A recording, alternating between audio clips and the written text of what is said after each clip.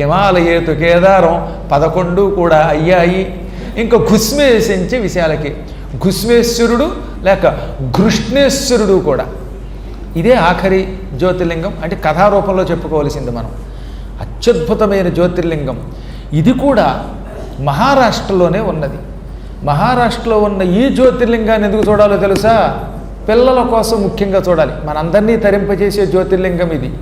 ప్రత్యేకంగా ఇది పిల్లల జ్యోతిర్లింగం. పిల్లలకు ఆయువు కావాలి, పిల్లలకు అనారోగ్యం తొలగాలి, పిల్లలు బాగుండాలి, నా పిల్లలు చీటికి మాటికి ఆసుపత్రి పాలవుతున్నారు బాబోయ్ అనుకున్నటువంటి వాళ్ళు తప్పక ఈ జ్యోతిర్లింగాన్ని చూడండి. వెంటనే మీ చంటి పిల్లలకు అనారోగ్యం తొలగుతుంది. మీరు భక్తితో చూస్తే చంటి పిల్లలు ఆరోగ్యవంతులు అవుతారు. ఈ మధ్య నాకు ఎక్కువ మంది శిష్యులు మెసేజ్లు అదే పెడతారనమాట. ఆత్మీయులు తప్ప ఎవరు పెడితే వాళ్ళకి ఫోన్లో మెసేజ్లు పెట్టలేరు కదా. బాగా ప్రాణంతో సమానంగా నాకు కొడుకుల్లాగా కూతుళ్ళలాగా ఉండే కొందరు శిష్యులు ఉంటారు. అలాంటి వాళ్ళు, గురువుగారు మా అబ్బాయి అనారోగ్యంతో ఆసుపత్రిలో ఉన్నాడు, లేకపోతే మా తమ్ముడు కొడుకు అనారోగ్యంతో ఉన్నాడు, ఆసుపత్రిలో ఉన్నాడు అని బాధపడి మెసేజ్లు పెడుతూ ఉంటారు.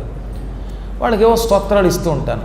అసలు ఈ సమస్య ఎదుర్కోకుండా ఉండాలంటే ఒక్కసారైనా ఘుస్మేశ్వర జ్యోతిర్లింగానికి ఈ పిల్లల్ని తీసుకెళ్ళాలి. పిల్లలకు ఆ దర్శనం చేయిస్తే వాళ్ళని ఈ కరోనాలు కాదు కదా, ఇంకా ఏ రోగాలు వాళ్ళని ఏం చేయలేవు. వాళ్ళు ఆరోగ్యవంతులు అవుతారు, దీర్ఘాయువుతో బతుకుతారు. ఈ కలియుగంలో మానవులకి ఎంత ఆయువు ఉండాలో అంత ఆయువు గ్యారంటీగా ఉంటుంది, సుఖంగా ఉంటారు వాళ్ళు. దానికి గల కారణం అసలు ఈ లింగ ఉత్పత్తి అలా జరిగింది కనుక. అటువంటి ఆ దివ్య జ్యోతిర్లింగం ప్రస్తుతం మహారాష్ట్రలోనే ఉన్నది. అసలు మహారాష్ట్రకి